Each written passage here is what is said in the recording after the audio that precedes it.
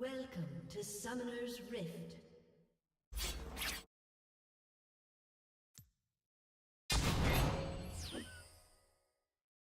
Seconds until minions spawn.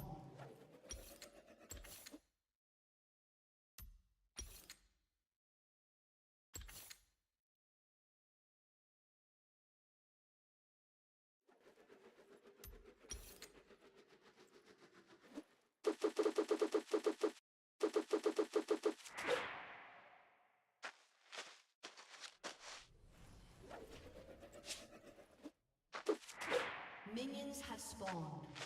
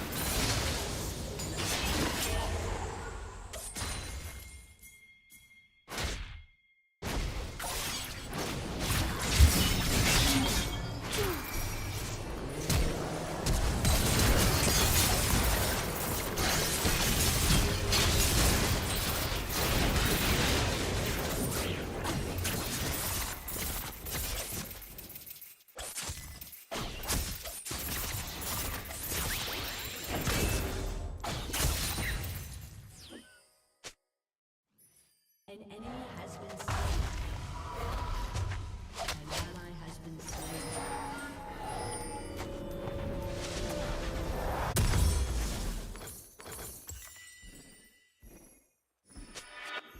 An ally has been slain.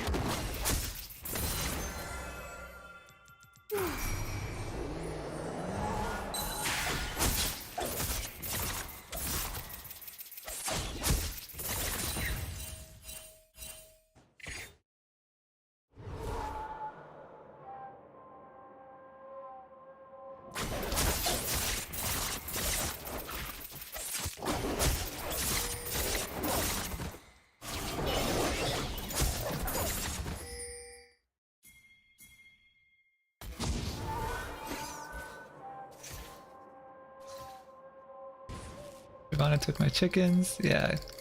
I don't know if it's worth chasing her. She's so fast. Yeah, see. I don't know if we want to even chase that. Like, and she's not going to be confident enough to take Herald with all of us here, so she's just escaped to her jungle. That's all there is to it. We can go take the frag though.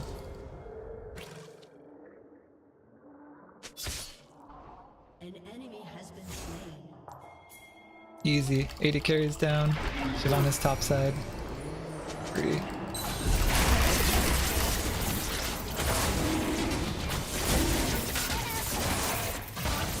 I don't think Shyvana can even get here quick enough to contest this, like, to be honest. So I'm not really scared. Yeah, she's still middle. Take over for my chickens. Oh man, Lichbane is so great for taking dragons too. The DPS is unreal.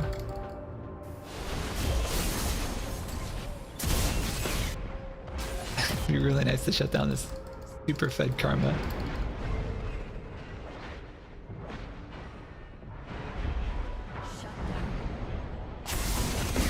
Oh man. Oh, we got our flash, you know, that's pretty good. Take what we can get and move on. Yone can definitely shut him down. He's got insane tower dive.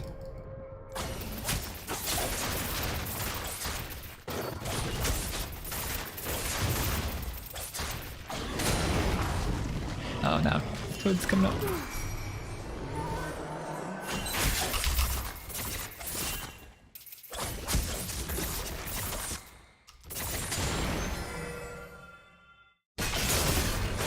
Oh, they're so weak. My bad. He just pinked this? No, he greened it. Haha, I'm good. I want to get this Karma shut down though.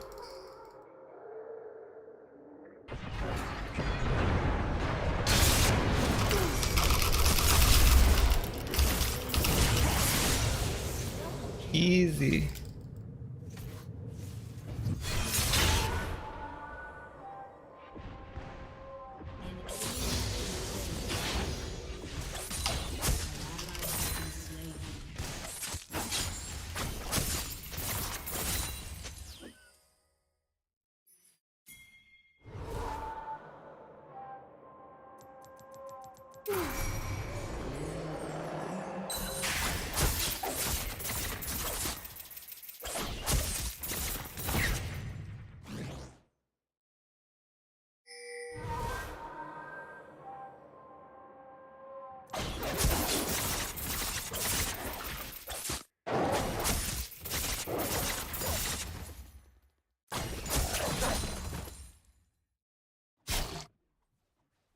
I get seen by that word.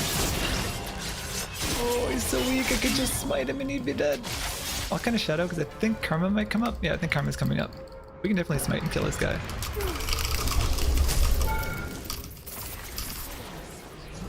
Oh no! The flash is in vain. Yone ult?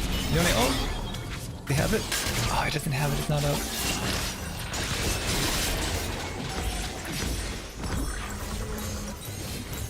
Do we have Herald? No. That's just the only ult. Sounds like Herald. I thought Herald was running out. I'm like, oh shit.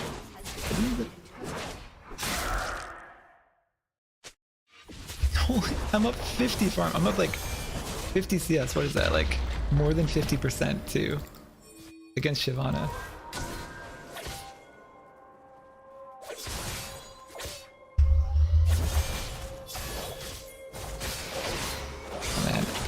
Oh, she got parried. Is out. Parry's out.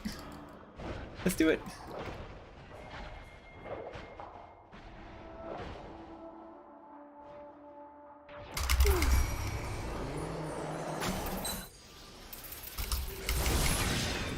Oh, the Karma speed boost.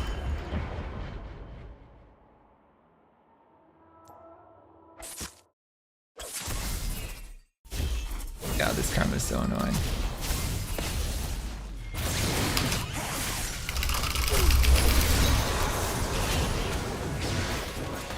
Maybe it finally shut her down.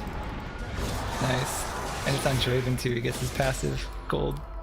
That's huge. I'll take Toad to get some HP. And I need quite a bit more for my mythic.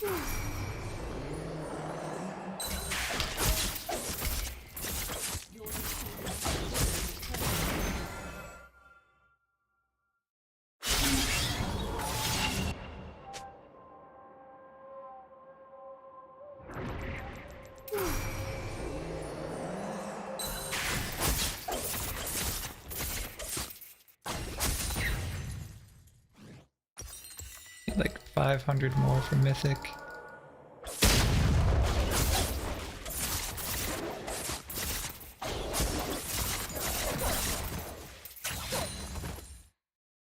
Waiting. Do we want this? Pretty deep. Dragon's up. To kill him, we can dragon, which would be huge. Where's the karma chains? Karma, chain him! Chain him! Chain him up. Oh, there it is. Now she's dead.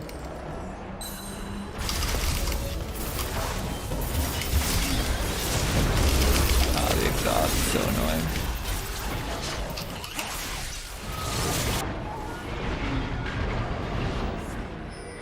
Yeah, that karma, right?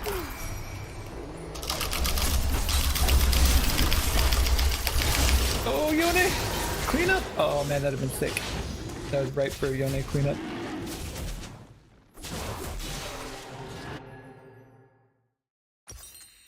Still not quite enough.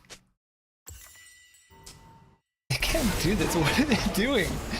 Bro, Draven's up. Oh, they're fucking Draven. And now I guess 2 ticks of his passive too. I wouldn't try to dragon with him right there, man. Some scary stuff.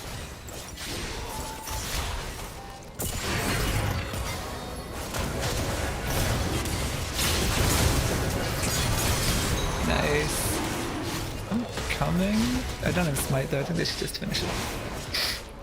Oh no, she's gonna smite it. There it is.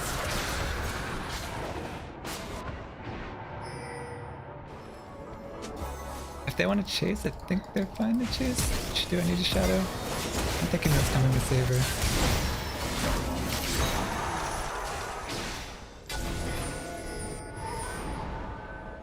He's gonna eat that bush first, right?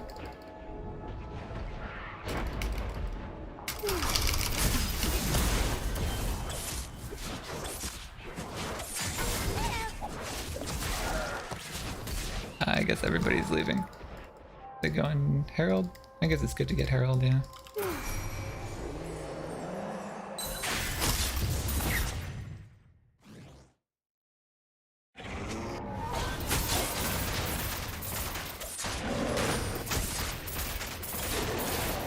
Oh, they didn't even get it because Baron's spawning.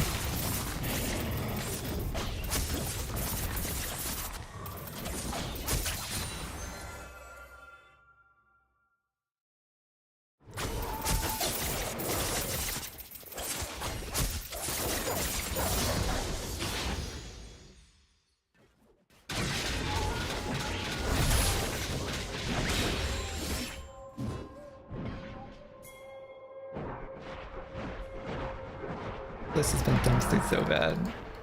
She's not even worth ulting. Not worth any money at all. The karma though, the karma would be really nice. But I don't know if she's gonna come around.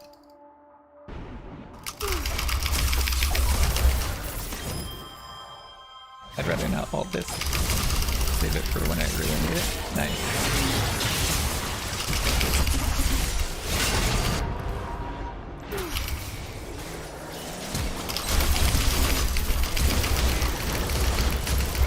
The heal's insane. Oh, there's Draven.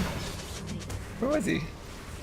Oh, he's doing my red. That's what he's doing. He could've just come in and got like double kill.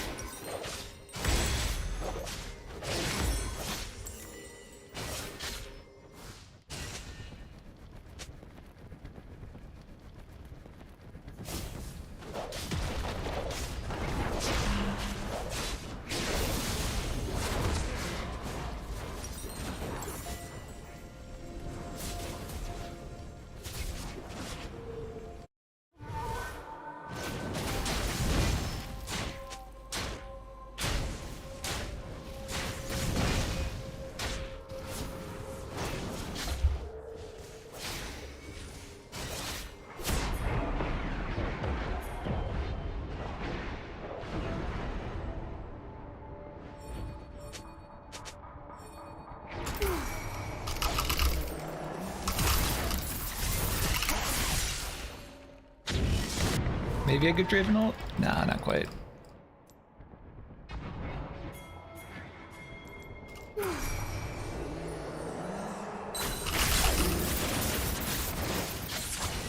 We know two of them are back home healing, so I think we can do this. Garen is super good too.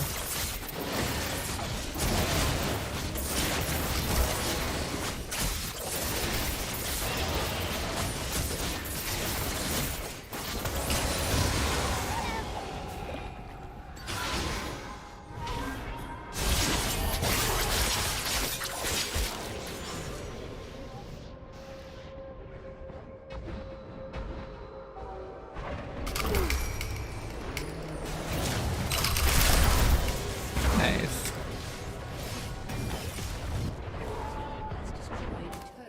Careful for the Silas.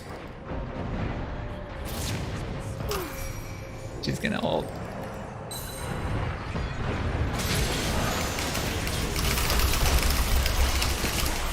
Ah! I just wanted to get that Shyvana down before she healed up.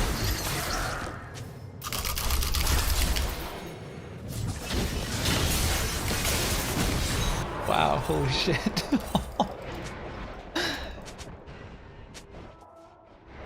I guess we take mid and him now? Dragon's up soon. 20 seconds. Should shove in top wave too so it at least crashes into the tower.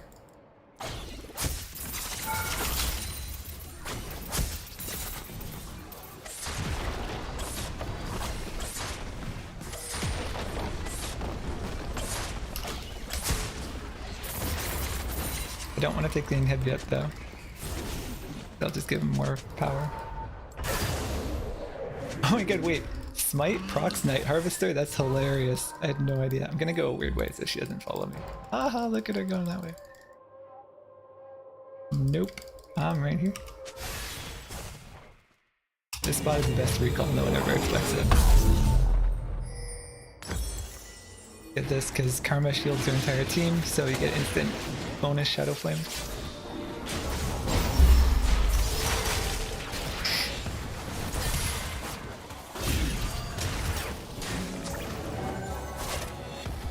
I think we need to kill him before we take this because like Shyvana's teamfight is freaking insane.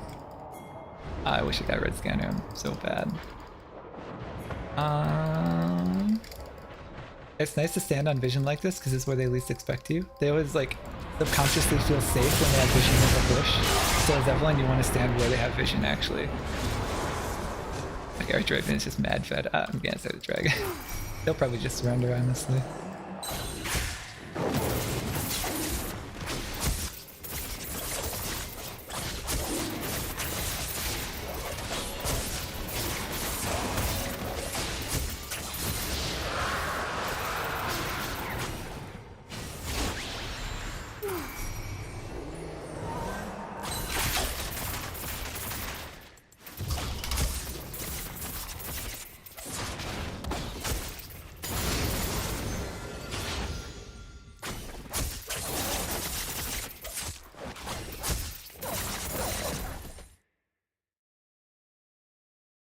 Your team has destroyed a turret.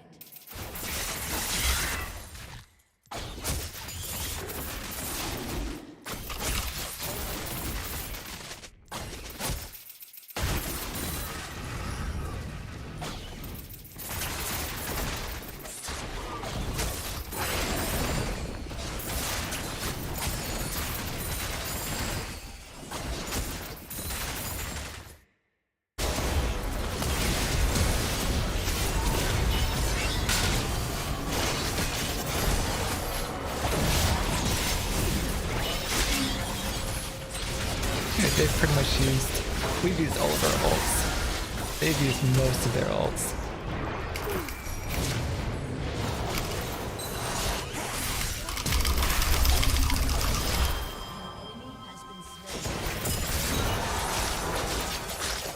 Traven is just mad fed.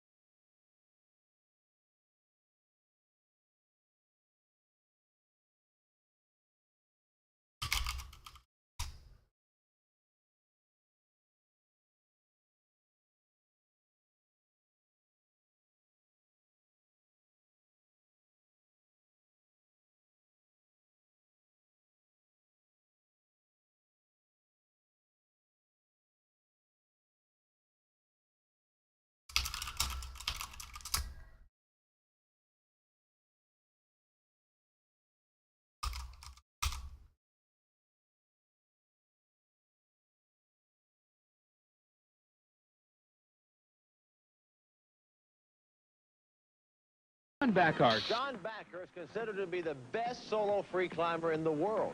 This is what John lives for. This is where he belongs. No ropes, no pitons, just hands, shoes, and a bag of chalk for grip.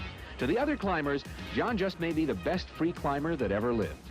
This is a story about ethics. I'd rather do something in good style than fudge my way up it, you know. I'd rather leave it alone if I can't do it in a certain style. About death-defying free solos.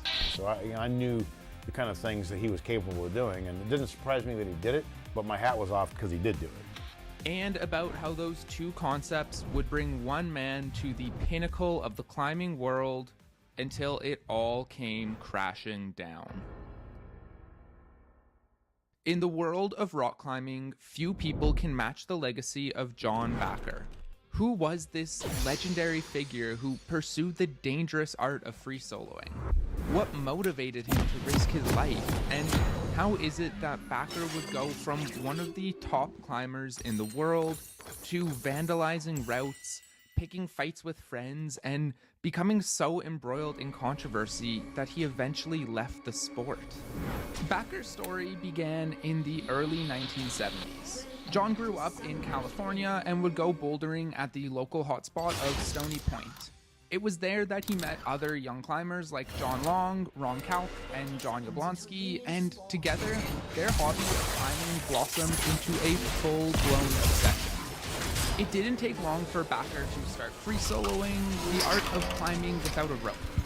According to Moja Gear, with encouragement from fellow stonemaster John Long in the early 1970s, Backer experienced his first soloing escapade on Double Cross 5.7+. Soon, Backer was lighting the climbing world on fire with a series of hard, daring free solos, and a legendary air began to build around him. Listen to author Jeff Smoot describe his first encounter with John Backer. He started climbing, setting his fingertips in the thin crack, towing himself on barely discernible ripples and undulations in the rock. Dave and I stood mesmerized, watching as he climbed upward perfectly, without emotion, without apparent effort, as if the force of gravity had momentarily suspended to allow his passage there. Do you know who that was? Dave asked reverently. That was John Backer. That was God. I love this passage because it shows the kind of status Backer had by the mid-70s. He was almost a myth, this larger-than-life figure who inspired a generation of climbers, and he would soon make a statement on the international stage that solidified his legend. In 1981, At least doing a hard Backer shove, went so she on missed an the whole wave international mid. climbing trip, visiting some of Europe's most famous destinations. Most notably, he went to the Frankenjura, a Mecca climbing destination in Germany, where, as described by Smoot in the book Hangdog Days, Backer was an instant sensation among the German climbers as he did a first ascent of what could have been the hardest route in Europe at the time. This trip gained Backer international recognition for his strength and bravery, but soon things would take a turn for the worse for the now legendary soloist. Before we can talk about that though, we need to talk about today's sponsor, Magic Spoon. Magic Spoon is your classic cereal, reinvented to have high protein, low carbs, zero sugar, while also being keto and gluten friendly. I was looking for something to help with my post-training snacks, so I was pretty stoked when Magic Spoon sent me a sample of their variety pack. They have 4 flavors: cocoa, fruity, frosted, and peanut butter. Maybe it's just nostalgia, but fruity is honestly my favorite, although they're all honestly pretty good. I'm not a huge breakfast person, but I really like Magic Spoon because it's a filling and healthy snack that I can have anywhere throughout the day and helps me keep my energy up for school or climbing. You can use the links below to get your own variety pack and either use the code Craig or order through magicspoon.com/Craig for $5 off your order. Magic Spoon is so confident that they offer no questions asked refunds top if you're laner not shoved hard so we can go 100% help it. happy with Please your scuttle order. here. So use the link below or go to I'm probably gonna get 2v1. magicspoon.com/Craig for $5 off. To understand gets why it. things would eventually take a turn for the worse for Backer, you need to understand a little bit about climbing ethics. John Backer has strong views about the way things should be climbed. According to legendary climber Lynn Hill, quote, John was a perfectionist and climbing was his means of achieving mastery. To Backer, the idea of mastery required a level of consequence. In Hangdog Days, Jeff Smoot outlines how Backer thought that the best way to climb a route was to do it from the ground up, without any information on the route, preferably without a rope. Lynn Hill, similarly, says that John wanted to push himself on the most demanding climbs imaginable with minimal reliance on equipment. The problem was, not everyone agreed with Backer. Thresh just awarded According this. to the Chicago Tribune, by the 80s, An ally has most been climbers slain. no longer considered solo climbing the ultimate refinement of their sport. They preferred mastering the sheer gymnastic difficulty of hard rope climbs. Especially in Europe, a new type of climbing was starting to take place. In this new style, which would become known as sport climbing, Europeans would rappel down a route and drill holes into the rock, often less than 10 feet apart, almost completely eliminating the danger of the climb. They would also do what's known as hangdogging, which is hanging on the rope in order to practice a series of moves. This allowed them to push the physical level of climbing difficulty to never-before-seen heights. These techniques were antithetical to I many was of right. Backer's beliefs. The Tribune goes on to outline that, by Backer's philosophy, climbing is as much a mental game as a physical one. Rappelling, bolting, cleaning, scouting, and rehearsing a route before the actual climb rips out the dangerous heart of the sport. A real climber starts at the bottom of a cliff. Uncertainty is his greatest enemy. When Backer went to Europe in the 1980s, he saw sport climbing starting to gain popularity, and according to Jeff Smoot, these tactics offended him. When he got home, Backer was on a mission.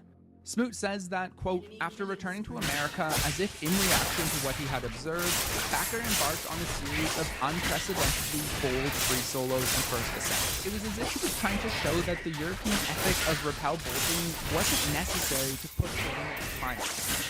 This spree further built up the myth of John Backer, culminating in a legendary statement.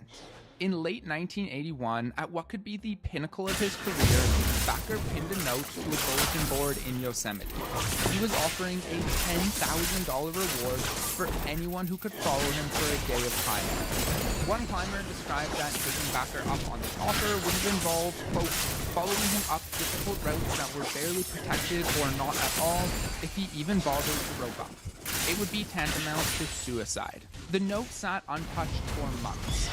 Not a single climber could come up on the offer. Backer was too strong, the route he did was too dangerous for anyone to dream of keeping up with him. According to Smoot, the note had its desired effect. It solidified Backer's status as the undisputed greatest rock climber of his generation. Rock and Ice says that 1981 was Backer's high water mark, and I agree.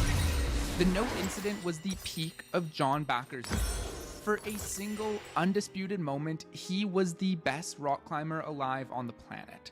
Stronger, smoother, bolder than anyone else. But things would soon take a turn. The problem was, while Backer stayed firm in his ethics, the majority of the climbing world was moving in a different direction. Not long after the note incident, Europeans began to visit America on climbing trips of their own.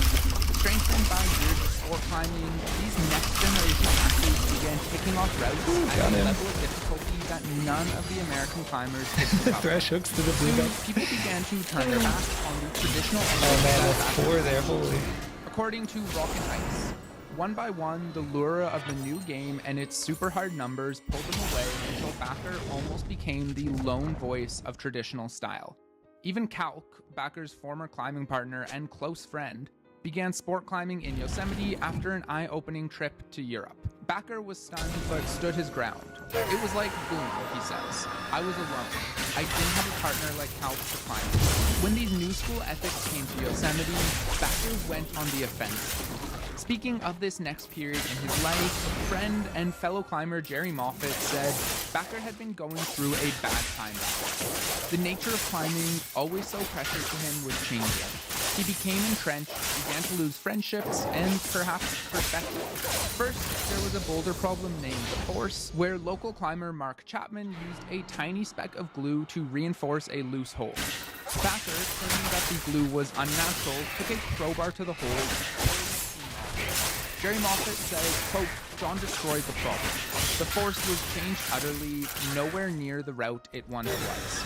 Not long after, Backer chopped the bolts off a route that Chapman and Ron Kalk had been working on. Mark Chapman confronted Backer about this. According to Rock and Ice, Chapman stepped up and told Backer that he would, quote, kick your ass if he ever chopped his bolts again. Backer replied that there was no point in waiting and to go ahead and punch him.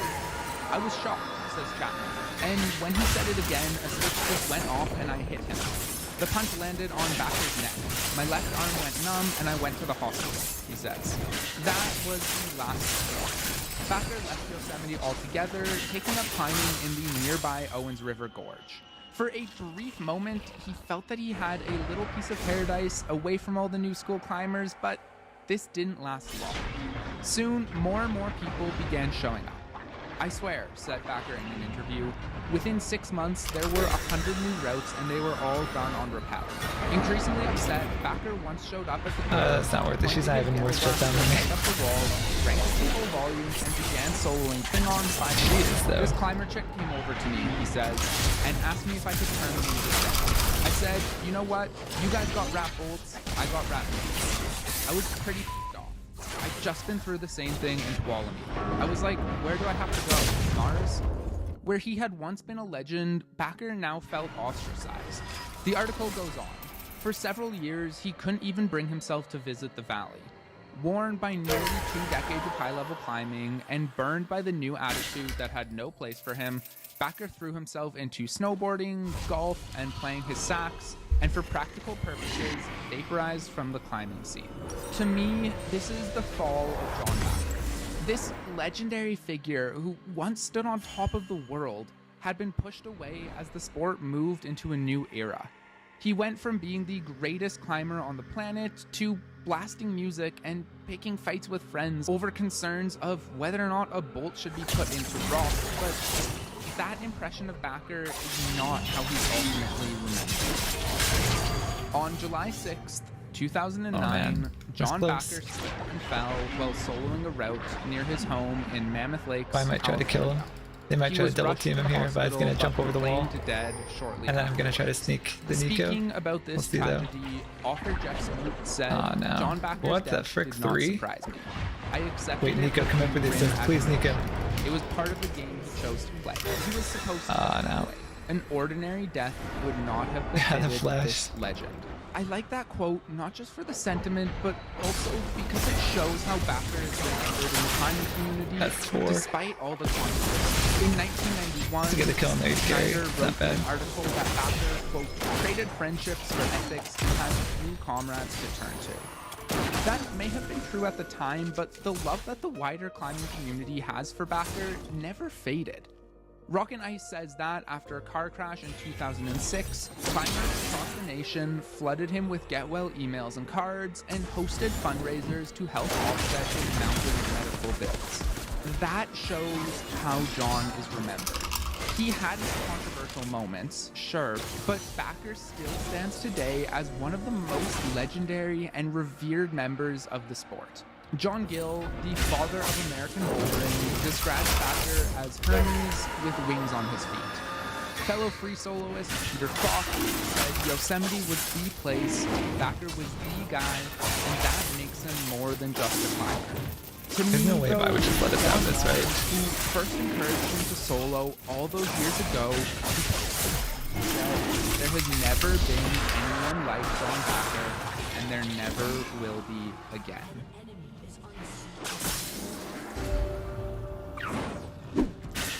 Enjoy that video because you will love this one. Go on, click it. Thresh is gonna come try to take my blue again.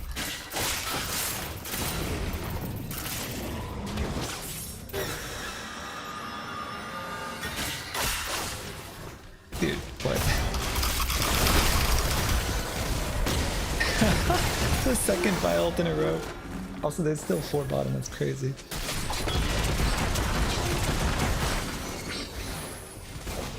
Nice dodge, holy shit. They got enough people to tank the tower though. Oh!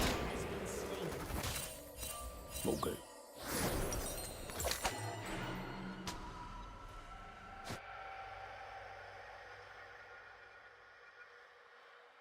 Man, Vi is super strong right now.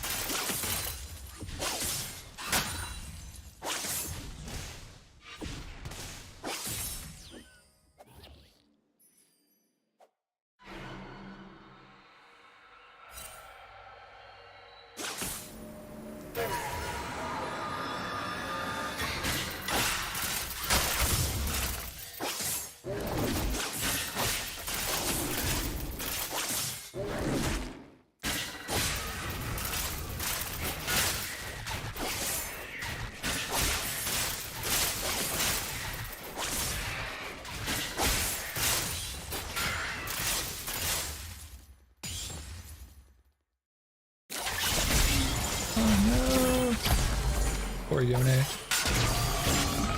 Oh. We got our flash though. That's huge. There we go. That shut down. It's nice that the charm follows the real one, so you don't even get tricked by the clone.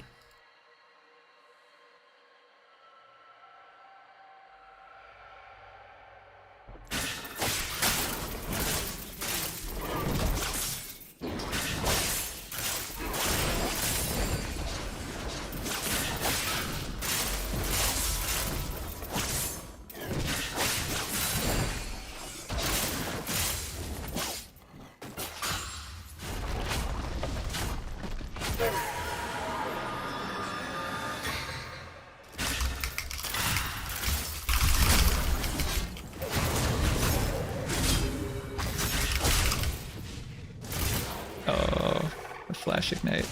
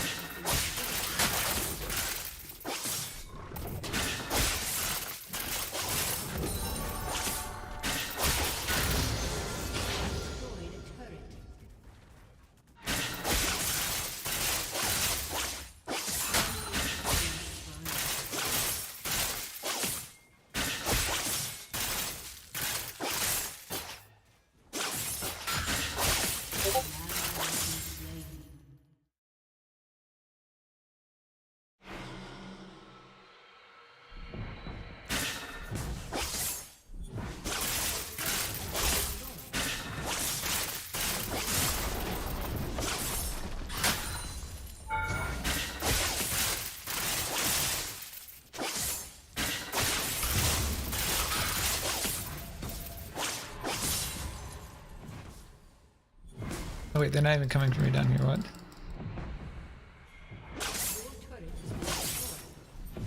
Enemy rampage.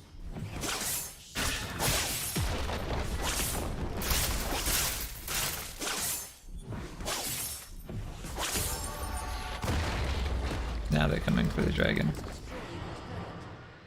Your turret has been destroyed.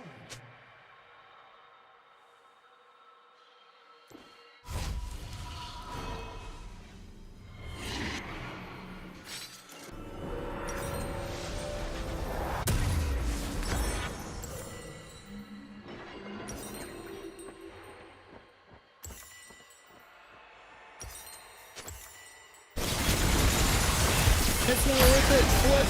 We're still behind. It's just second dragon. Why?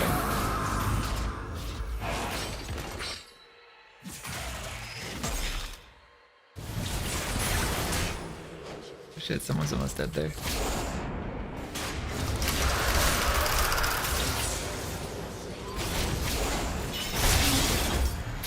I kinda wanna save ult for the what's her face.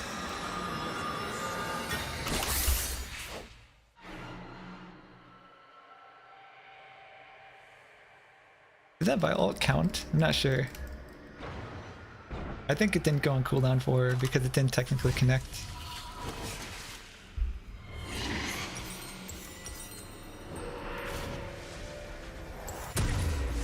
I want armor for the vibe, but then you've also got the 7-1 mid laner too. I don't even know what to build.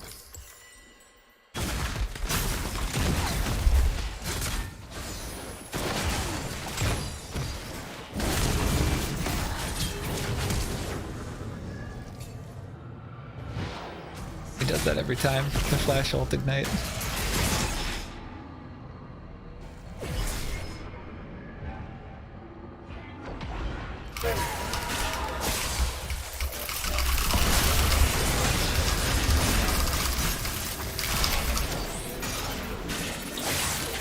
Oh, she's so good. 8, 1, and 9 mid lane.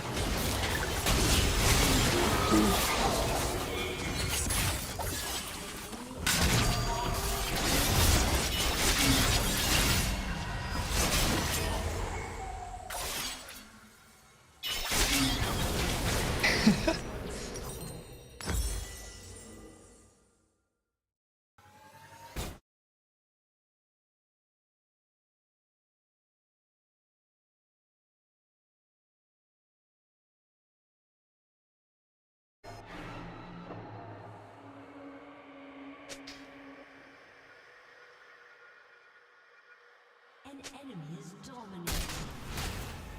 No, she's worth a lot of money actually.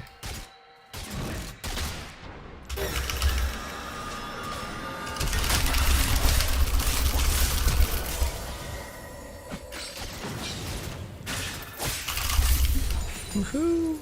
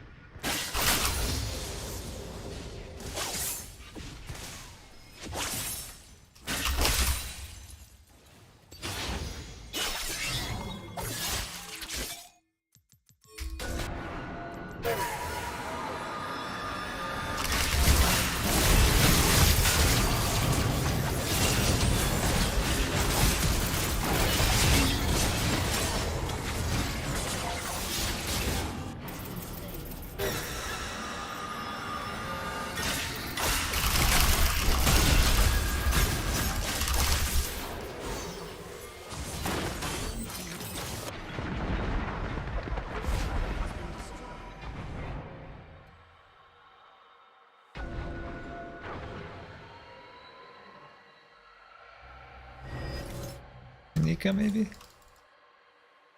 I think Vi's wondering if we're on Baron and she's gonna go check it. Nika's gonna be in this bush 100%. Oh shit, that's a clone. She's just looking for me. Alright, the clone's gone. She's definitely in that bush though. Ah, she recalled already. I think the clone gives vision to me if it gets close enough, which is super annoying. It counts as like a champion.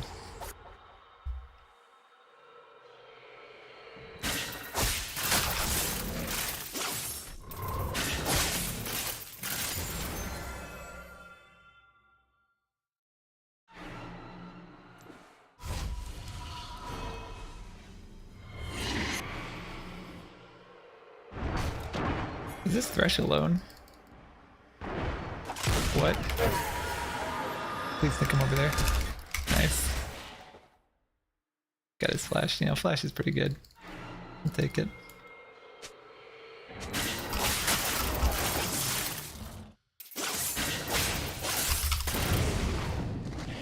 I don't know if we want her. Now with the Thresh behind too. We're just like in a bad spot to fight here.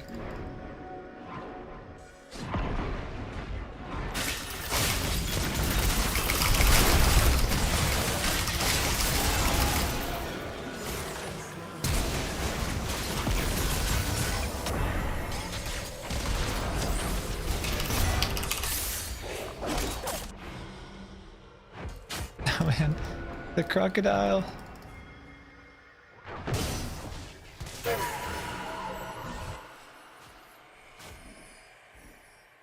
There's too many. Your inhibitor has been destroyed.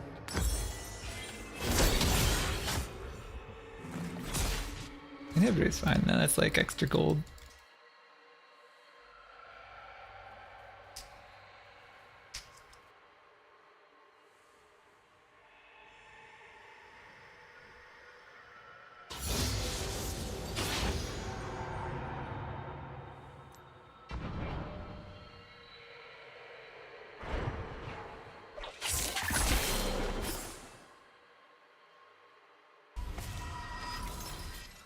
Be nice to kill her. Need someone else to help though. He'll just stun me. It's me alone. Use your Q on him. Use the Q on him.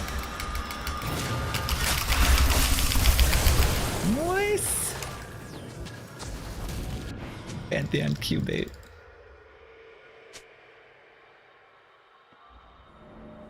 That's fine, you know. We got him, we got him. An enemy has been slain.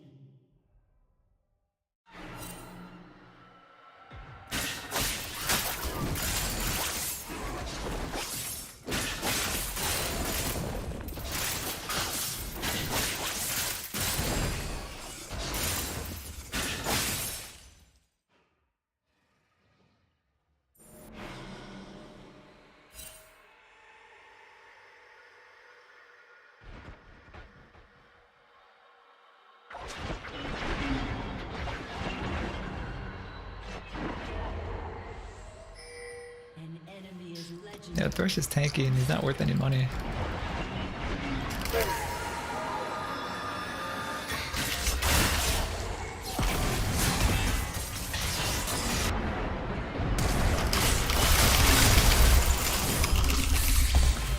Aha! I dodged the ult.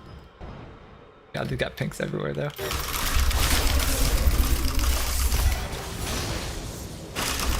Oh no. And Vi is super strong. Aced.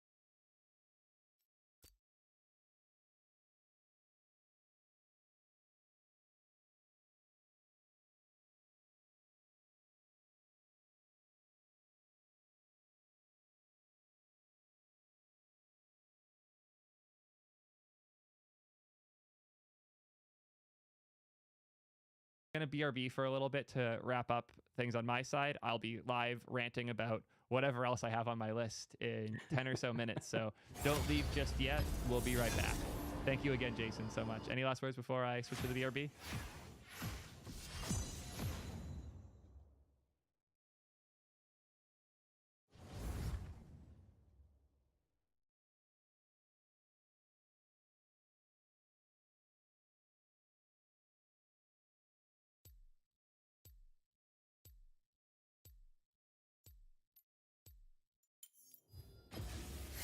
Whoops.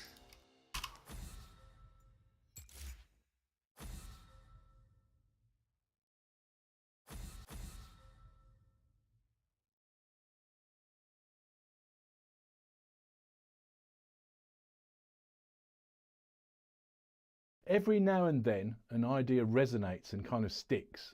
Soundbites in particular. Ideas so sticky that it's impossible to shake them loose even if you wanted to. One that's in that category is the idea of technical debt.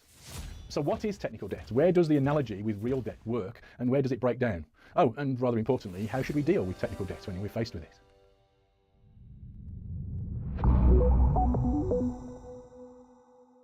Hi, I'm Dave Farley of Continuous Delivery. Welcome to my channel. If you haven't been here before, please do hit subscribe. And if you like the content today, hit like as well. I'd like to thank our sponsors, Equal Experts. Hold on, this. Wait a second.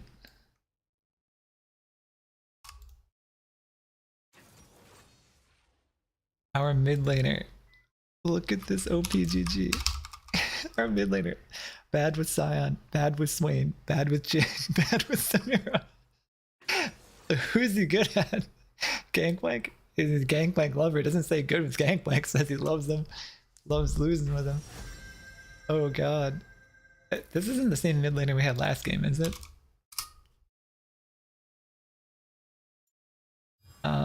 Do I need to be a tank? Now we're good. Although, we need AP. I guess Varus is kind of hybrid, so that works, but I don't know.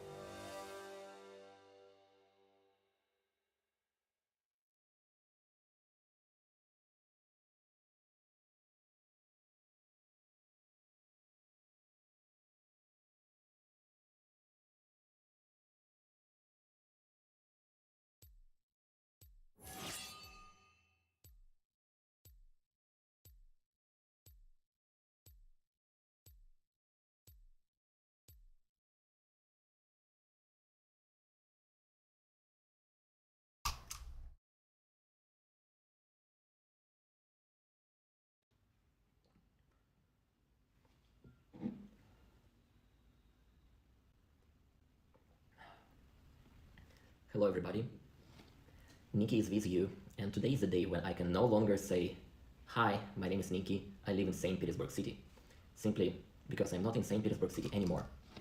Since we spoke last time, since I live streamed for you last time, it's been only 1 week, like about exactly 1 week, last Wednesday.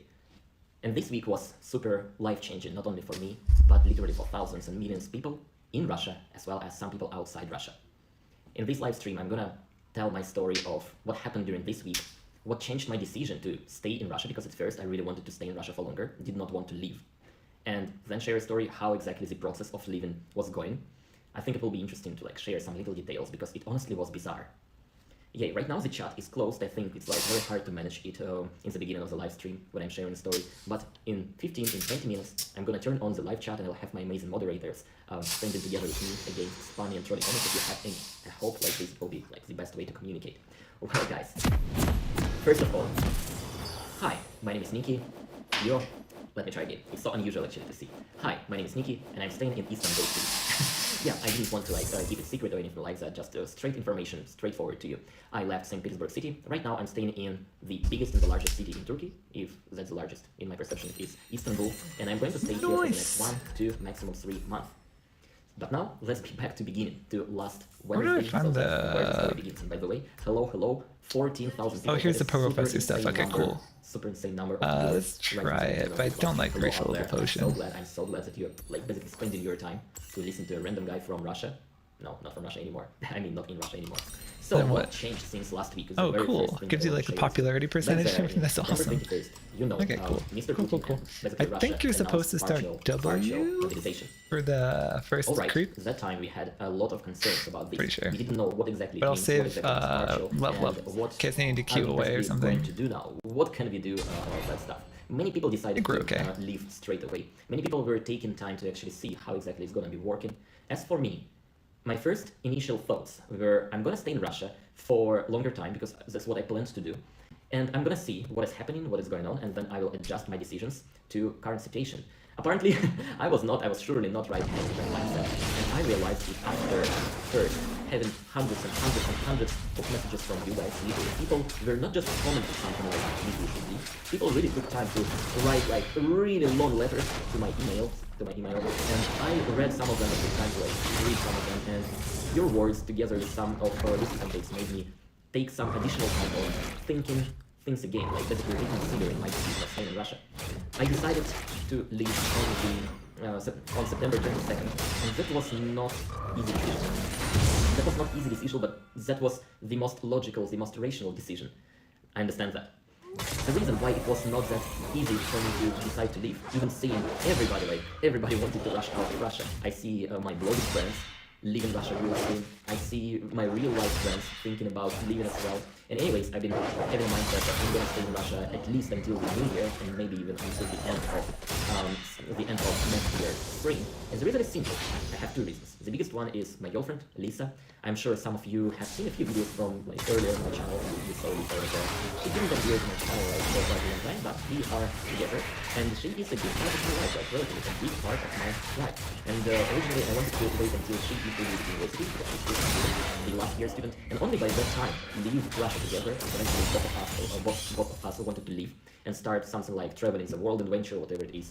So I had this very strongly in my mind to leave Russia by the end of first study, and maybe Russia like half a year earlier, because long distance never worked, at least for me, and it's a really tough decision. I did not even consider it. That's one of the reasons why I didn't want to leave Russia back in February, back in March, when I see a lot of people like leave.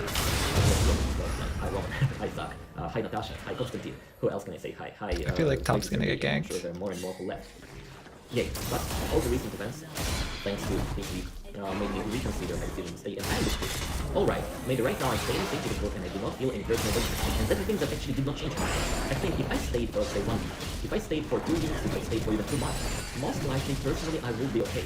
What really changed my decision is the realization that if I wait for 2 months, even if I stay okay, even if I'm not drafted, even like this, I will not be able to leave country with a really high chance. And this realization of me being not able to leave country maybe by the end of this year or by the beginning of next year made me realize that I should leave ASAP.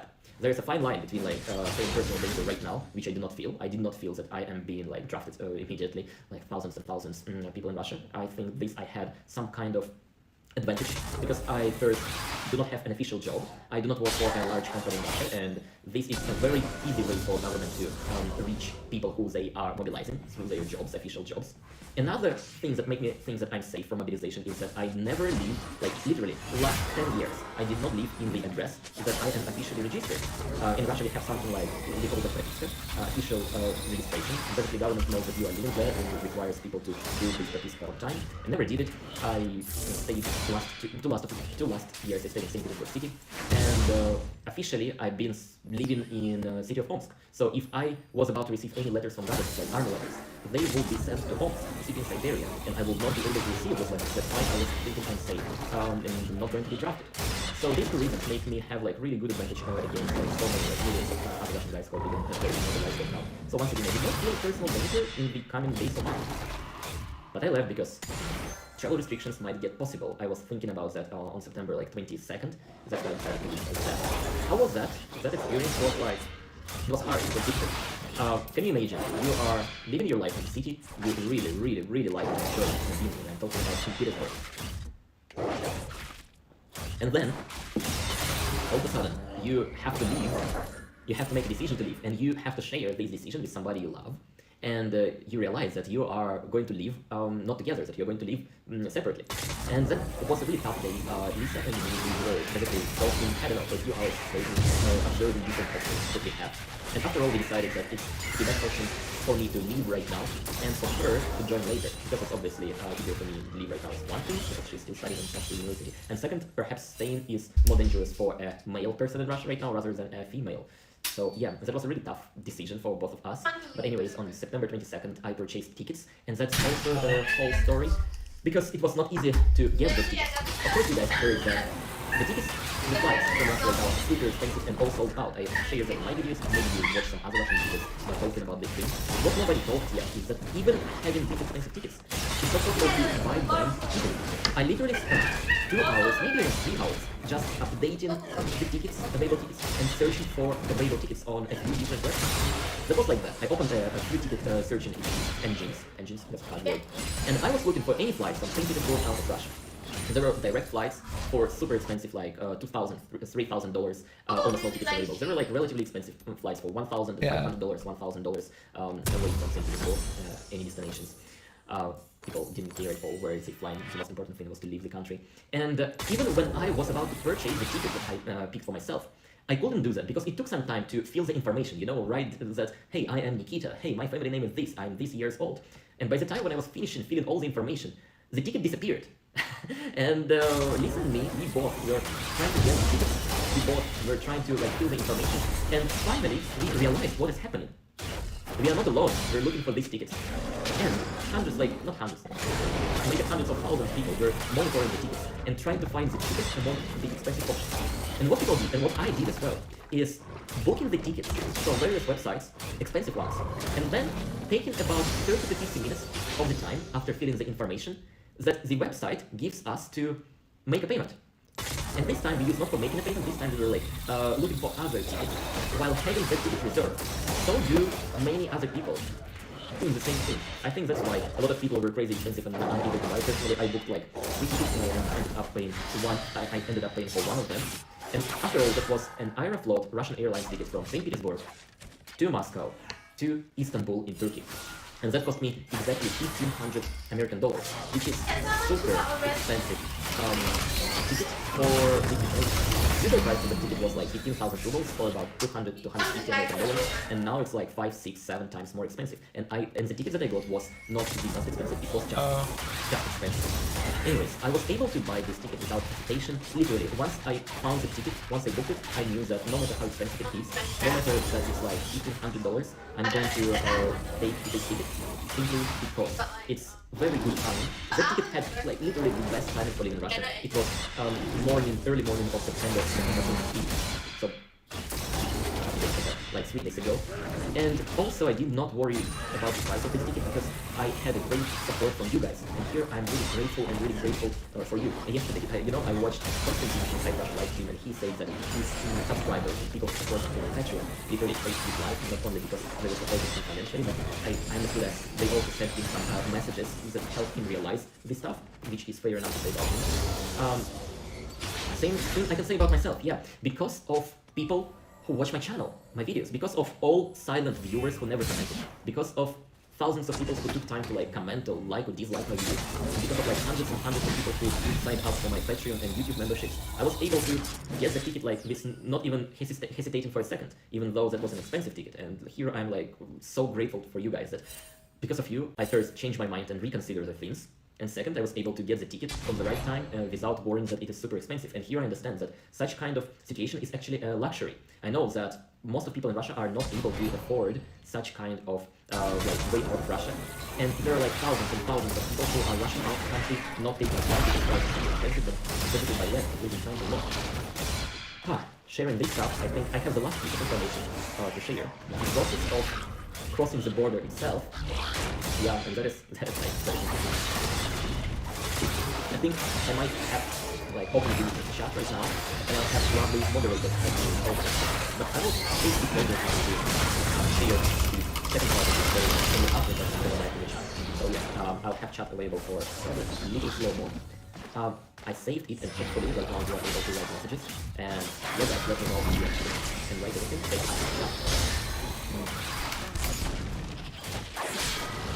Yeah, hopefully everything is alright.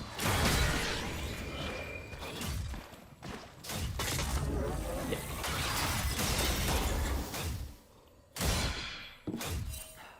Well guys, so the second part of the story goes like that.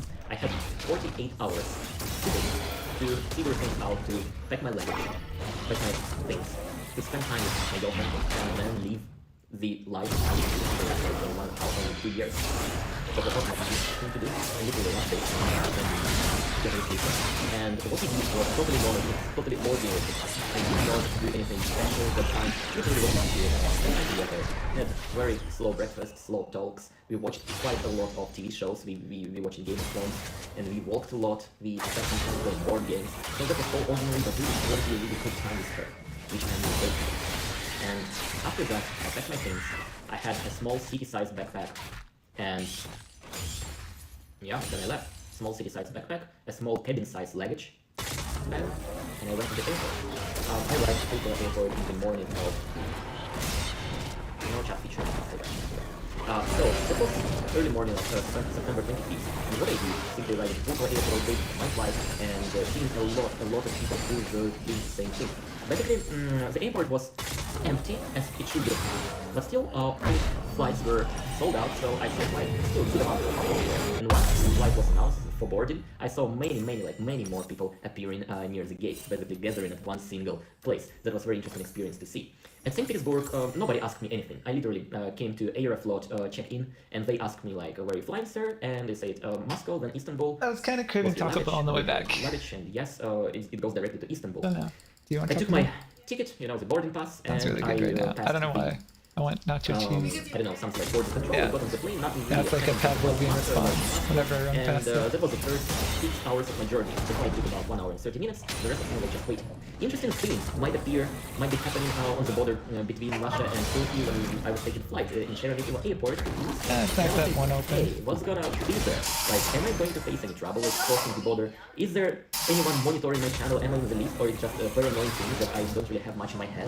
Like, I was purposefully keeping a secret that I'm leaving. I did not tell it anyone. So none of my friends. I did not say it even to my parents. I did not say it to my mom. I said it to nobody but my girlfriend, because we were like together at that time, at the same apartment, buying tickets together.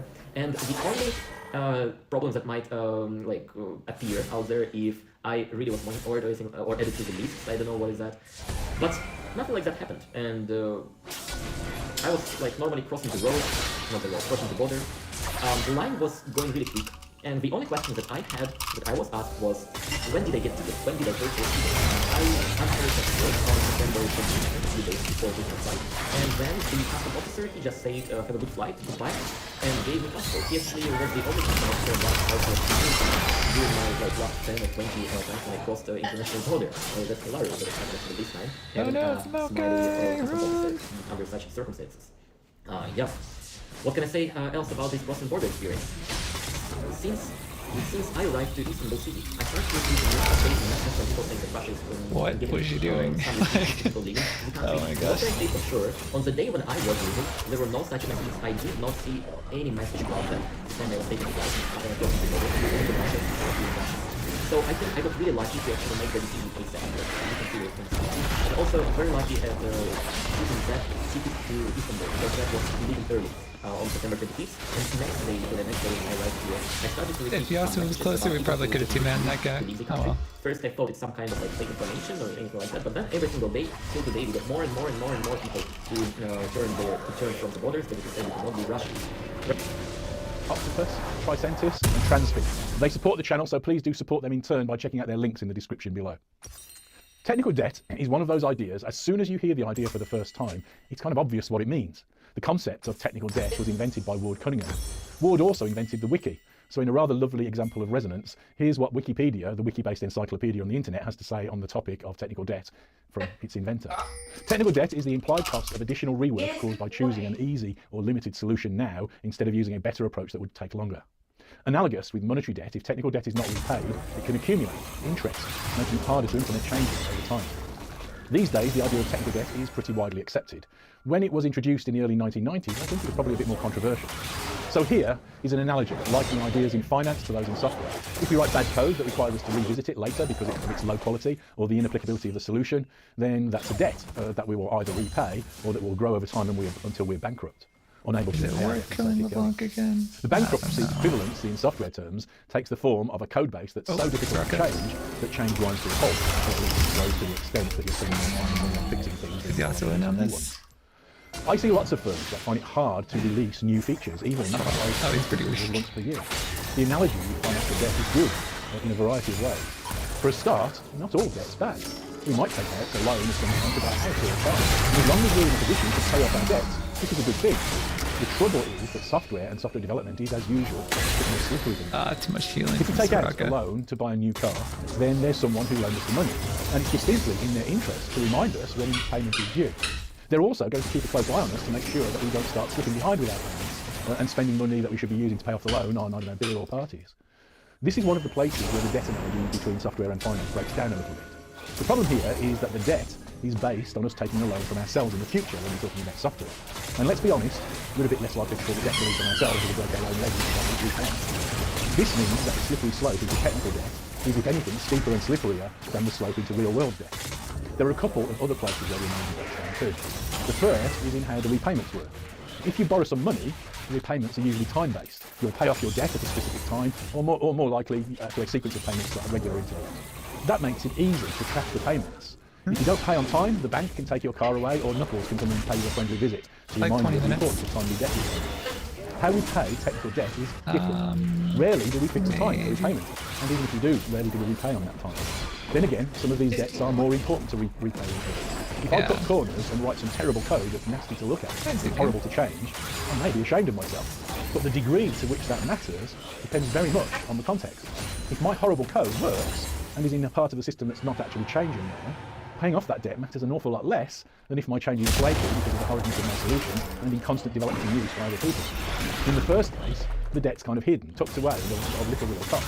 In the second, the costs will grow pretty rapidly as it affects the work of others and as bug count grows, which is the interest on our loan.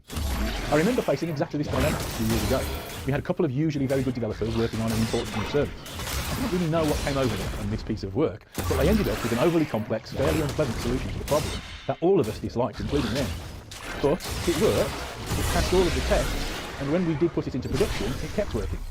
We had it on our to-do list for months and months, but it never got high enough up the list for us to actually fix it during the time that I was there. This wasn't a bad decision. In fact, I still think it was the right decision.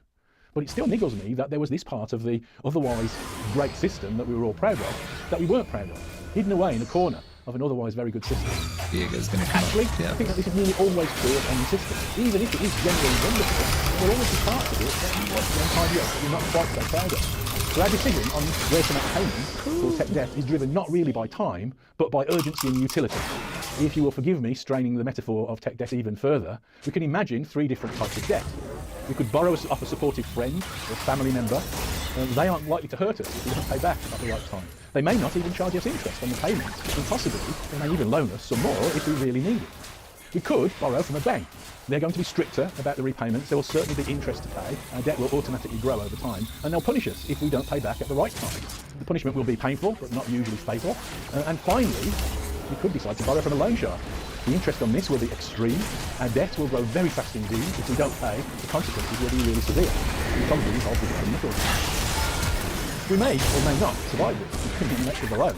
So the example I gave earlier, the service that we weren't proud of, but that worked and wasn't a maintenance service, is the loan from a friend or family member. I'd say that deferring the use of automated testing but covering it with manual testing instead is the bank loan. It's a pretty slippery slope. It's nasty because of the interest. The cost of the loan is ever increasing until it's repaid. That is, your testing will get slower and slower if it's manual and the system is growing. You may get into serious enough debt that all forward progress halts. You're working so hard maintaining the repayments, testing the releases, that you almost grind to a halt and struggle to make an annual or 6 monthly release. I worked with a company a few years ago that hasn't released any new features into production for over 5 years.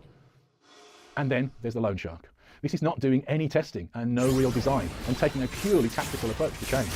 This is fairly common in feature factories, where the rate of feature production is prioritised above all else. Or in legacy shops, where the debt is so high already that no one's even trying to pay it off anymore. They just try not to be in the middle of it. At its extreme, organisations that do this often also see the best way of scaling up as adding more people.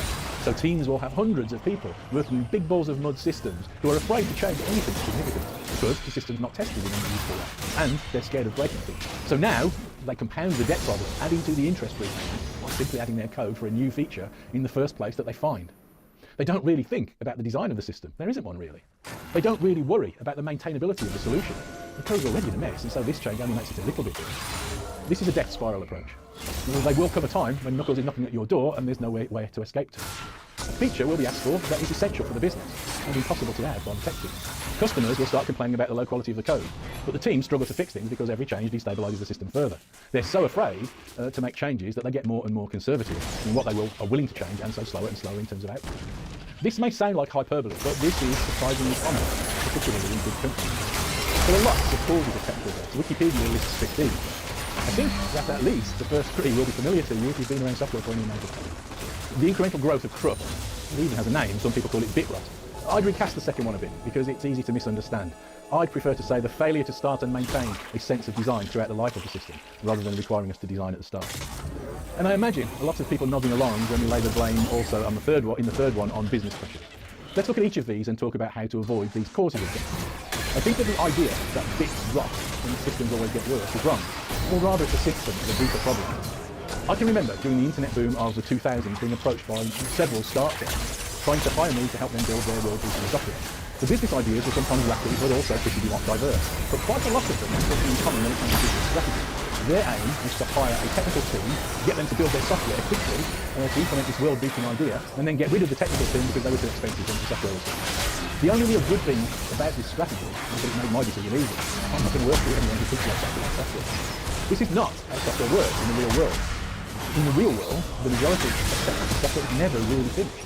Good software is built through an evolutionary process, and then it's maintained through an evolutionary process. Even in the old days of planned waterfall-style development, people recognised that software spent lots more time and effort in maintenance than it did in development. Most estimates during that time said that in terms of cost, it was something like an 80-20 split in favour of maintenance. 80% of the time software was in maintenance, not in development. I think that the model has moved on in agile development, certainly in good agile development. There isn't really a clear division between development and maintenance. Rather, it's about an ongoing iterative incremental development and maintenance of all of the time until the product's gone. This is more like gardening than fire and forget widget creation. If we treat our software as a more organic thing, tending it and reshaping it over time, we start from the assumption that our guesses today are probably wrong and so will need correction sometime in the future. If we maintain our code in a habitable state, where we can quickly, confidently and safely make change, then we're never really done. Our code is just the current snapshot of the continuing evolution of our system. In this worldview, maintaining our ability to easily and safely make change is the definition of quality in the system. Once the software works, high-quality software on this measure can be changed more easily to correct any of the other deficiencies that we might spot over time. Teams that work this way have a laser focus and a very low tolerance for technical debt. They prefer to live debt-free on the whole, which is why I'm still agonising over that damn service all of those years ago. The solution to the next problem on Wikipedia's list follows on from the solution to the first. The reason that I corrected, in my terms, Wikipedia's description is because a naive reading of this says, okay, that means I need to design everything up front. And that's a terrible idea. I think that coding is design and design is architecture. We don't get any of these things right first time. And so great systems come from people recognising that and working in ways that allow for it. So we need to fairly quickly come up with a rough cut initial guess at our design to start with, some organising principles that will help us to structure choices in our code. And then we start work. And every time we spot a place where our initial design guesses were wrong, we refine our code, our design, and maybe even our architecture. I think it's important to maintain this sense of design in the team as an ongoing thing, so that there is some agreed sense of where stuff should exist in the code. Even if, years later, after the system's been in production for years, we need to add a new feature, and we don't just drop it in randomly anywhere, in the first place that we think of. We think about how this relates to our design and we place it in our best guess of the right place for it to live, the place where we would look for it if we didn't know where it was. This means maintaining the model, this tourist map of our system all of the time. This mitigates against the tactical creep that old code bases otherwise face. Finally, what about the dreaded business process? Well, this is where the other side of the financial analogy really kicks in. In the world of finance, how do we avoid falling into debt in the first place? We invest in things. We may invest in skills and our careers so that we have some sort of income, but we also invest financially. We pay now to accrue bigger benefits later. This analogy stands up in software too. If your boss comes and applies business pressure by saying something like, we've got this deadline coming, so we need you to get stuff done, then what does that really mean? Are they some kind of drug addicts borrowing money from Knuckles to feed their habit of features? Or do they really mean we need to produce software as efficiently as possible and maintain our ability to continue to do that? Because if it's the second one, and it ought to be the second one, then working with high quality, working to always minimise technical debt, working so that our code is a high quality, easily maintainable place to work, is the most efficient way to do work. If we write crap today, my work will be slower tomorrow because I'll be fixing the crap that I wrote today. We borrow from our own future when we allow technical debt to grow. We invest in our own future productivity if we work to minimise technical debt. Even then, we will still make mistakes and create unintended debt. But then, we've only borrowed from a friend, and so the consequences aren't quite so severe. Thank you very much for watching.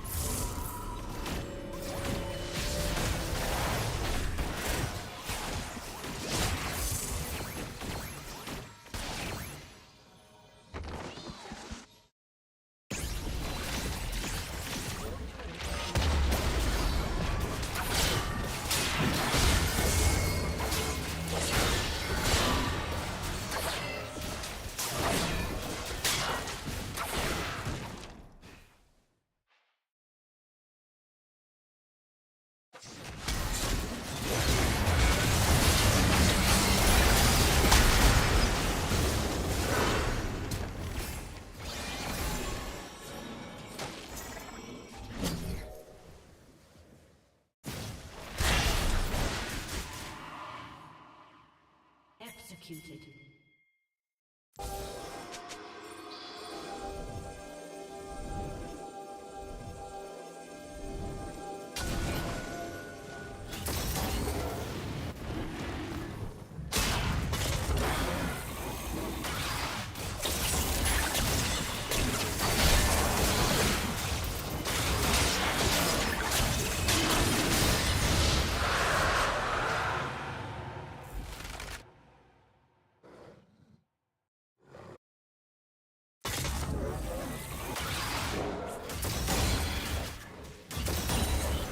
Your turret has been destroyed.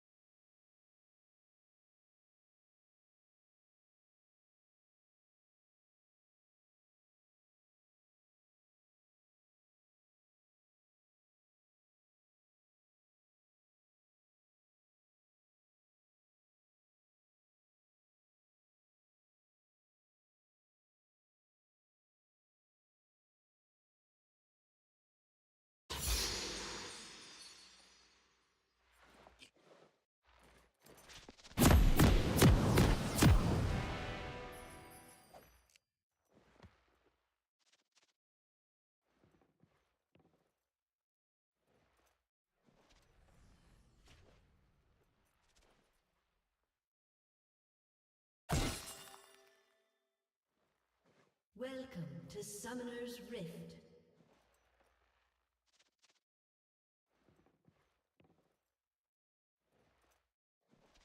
"30 seconds until minions spawn."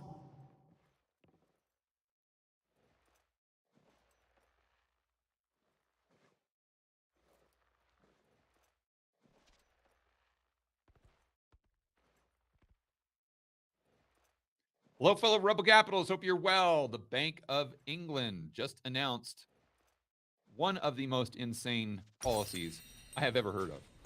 And that's saying a lot. So let's get into this story from CNBC, which, by the way, has been edited from what it was in this morning, I think. Let me show you kind of my proof here, and I'll let you make your own judgment on this. But going over to my email, I actually took a snapshot of the quote from the story in CNBC. Now, when I go to the same story, which I think is the same story, news is a little different, but I cannot find it at all this morning. They have changed this.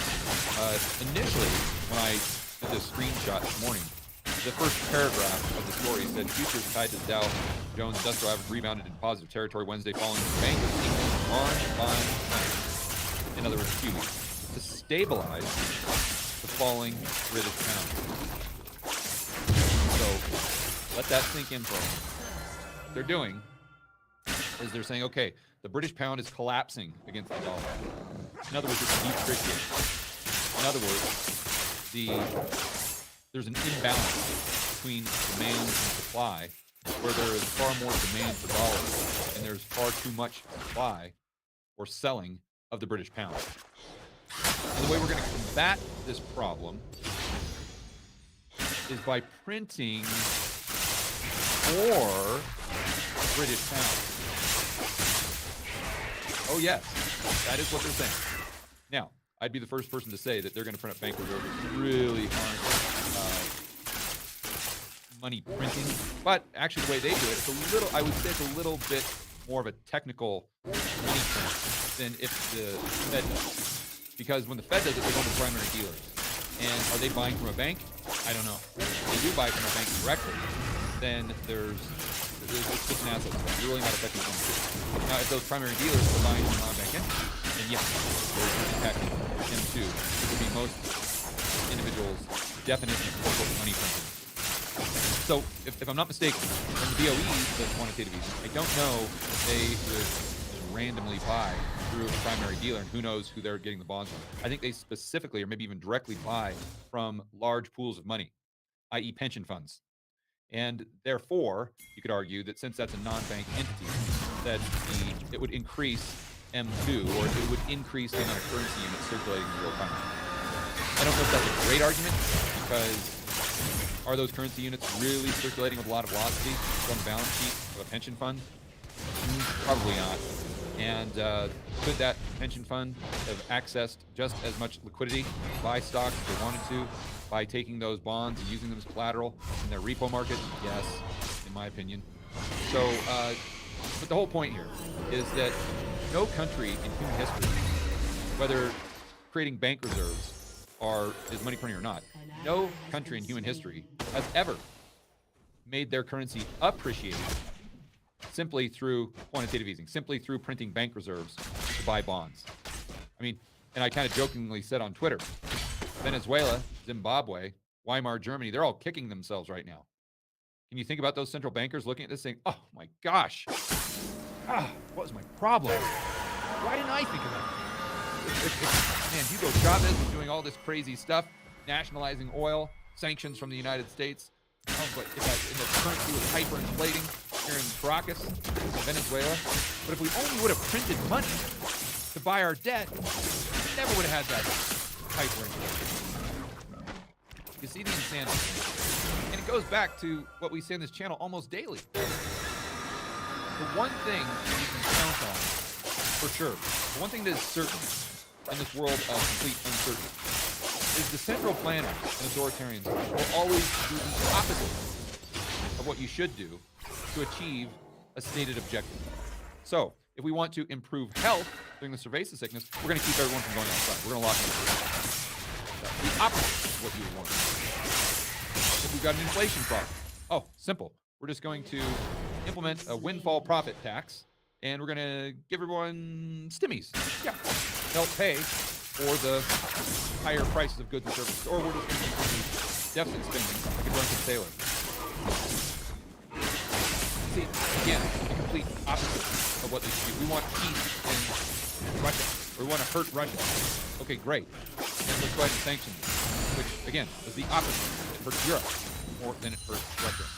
And now they're doing the exact same thing. Okay, great. We want to maybe pound sterling gold. We want them to appreciate this gold. Fantastic. Let's just do another round of QE. I mean, this is just pure madness. Now let's go over to the article the way it is now. Again, this could have been a different article. I guess I should probably give them the benefit of the doubt. But I looked for 15 minutes of jobs. I couldn't find it. Maybe you guys can find it. But this is a very similar article. Happened to come out at the exact same time. There you go. Bank of England intervenes in the bond market after historic sell-off. Key talking points: U.S. gilt yields, basically their version of treasuries, were on course for their sharpest monthly rise since 1957. Investors fled British fixed income markets falling. So they're basically their bond market's freezing up. And you guys follow the brilliant Lynn Alden, who's one of my partners in Another Capital Pro. You know that central bank's biggest concern is credit market freezing. The measure included large swaths of unfunded tax cuts. I think this is kind of a change, and this is why they maybe shifted the article, because as CNBC, they want to make anything that was geared towards free market seem just completely silly and counterproductive. So measures including large swaths of unfunded tax cuts. I know they always say unfunded tax cuts. Are tax cuts, how are tax cuts usually funded? The only way the government gets money is by taxing, and they reduce tax revenue. How is it not unfunded? You see where I'm going with this? The bottom line is that they add unfunded. Although it's redundant, they add it to make it disparaging. And they also like to point out, or try to point out, that the tax cuts are the big problem. No. As my good buddy Schiff says, the tax cuts aren't the problem. It's the government spending. If you reduce taxes, but yet at the same time reduced government spending to the same degree, or even more, they wouldn't have had this problem. But what they did is they cut taxes and they increased government spending. And then they're raising rates at the front end while they're trying to suppress rates at the long end. I mean, it's just, they're a walking contradiction. Unbelievable. Yeah, this guy, I've got to quote from him. Fortunately, got someone on the phone here that actually made a little bit of sense. Let's actually go down to his statement. And you can see the yield here. My goodness, great. Wow, I didn't know it went that way. So these are the yields on the 30-year, 10-year, and 2-year. Look at that. Whoa. So July. Okay, so that's July last year. So let me see where it is here. So in April, well, you know what? I bet you our treasury market looks relatively the same. If you got a third of ours, and our 10 years not up at 4.48, but so I guess ours wouldn't be as bad. So it would definitely have a similar shape. So now let's get into this guy, Antoine Bouvet. Get his comments here because I thought they were solid. Clearly, the gilt market is caught in crossfire between Bank of England and Treasury. And they're not referring to the U.S. Treasury. They're talking about the British Treasury there. And it's not exactly like that, but it looked a lot like they were competing or working at cross purposes. They're just, these people are just idiots. I mean, they're just absolute idiots. So the central planners. So you have a world where a recession, the BOE is trying to cool the economy of hikes. So they're hiking the front end because they're trying to decrease inflation. On the other hand, the Treasury spending money like a drunken sailor to try to prop up the economy from going into a recession, which in and of itself is inflationary, especially when it's combined with quantitative easing. That is getting close to what I think you could say is money printing. If the BOA, or excuse me, if the Treasury is spending money, which effectively the BOE is monetizing. If you're in that type of environment, and again, if the BOE is buying the majority of those bonds from private sector, assuming they are, then yes, that would increase the currency units circulating. Now, if the BOE isn't doing quantitative easing and it's just the government spending the money, this really isn't going to take. This isn't really going to increase currency units because they're just robbing Peter to pay Paul. They're just taxing them.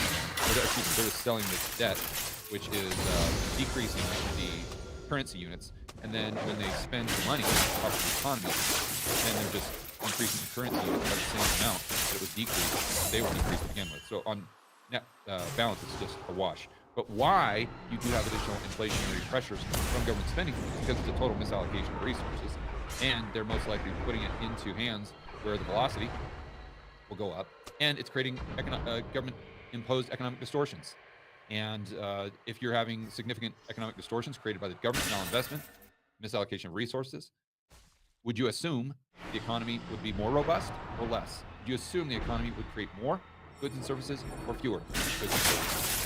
Obviously, the answer is fewer. And if what you're doing is being perceived as inflation by certain weak by the market, even though it might not actually be money, then this would make the pound sterling go down even further, which would therefore exacerbate the inflation problem the BOE is trying to fight by raising interest rates at the front end. This is complete bananas. In fact, a great meme that I tweeted about this earlier, and it's worth going to Twitter because this guy had a meme that was just absolutely perfect, the nail on the head. Let's go back over to the Twitter feed.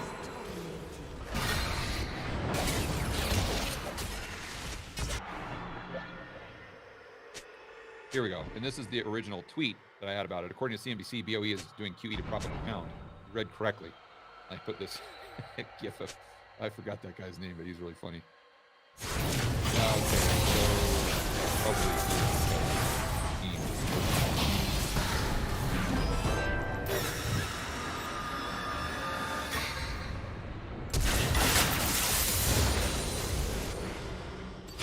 you know what's hilarious is with the comments on Twitter. Here it is, right here. This is perfect way to describe it. Yep. Central banks come out. We've fixed a problem.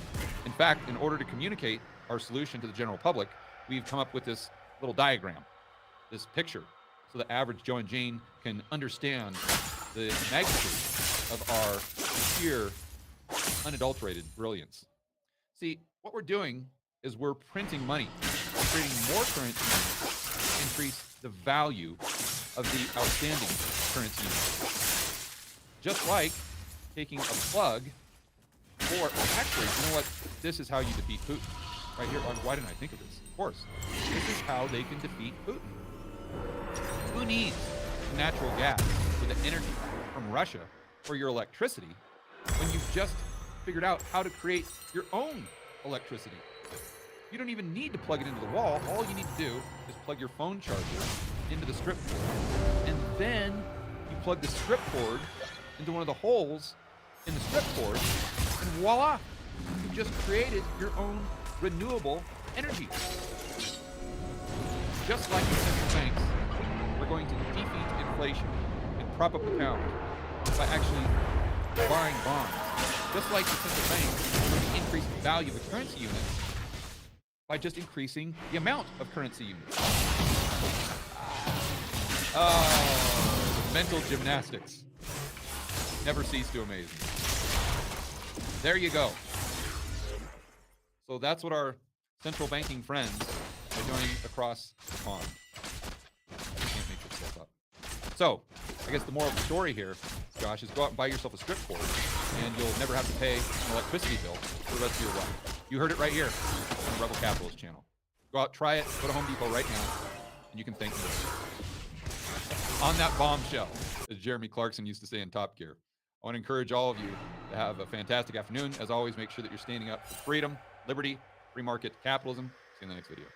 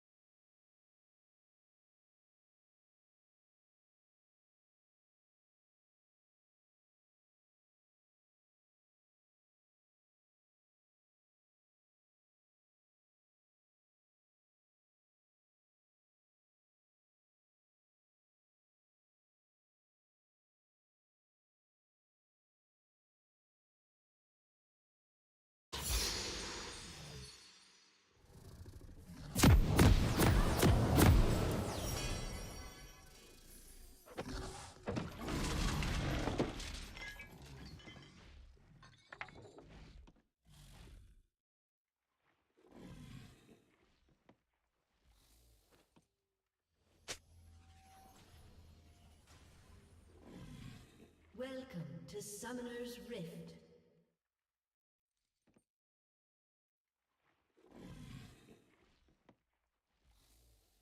"30 seconds until minions spawn."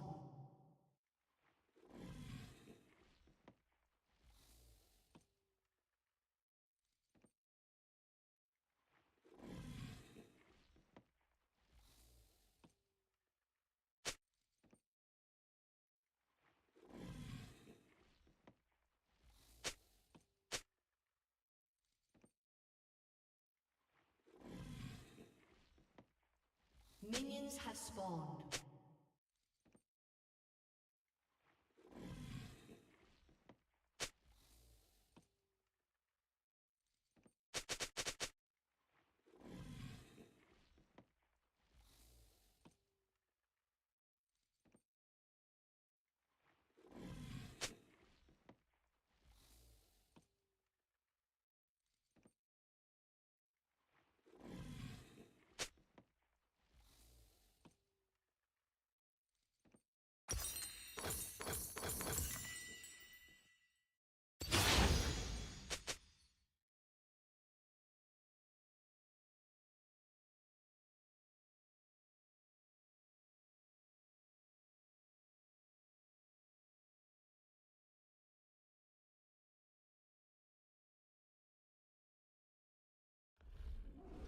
First love.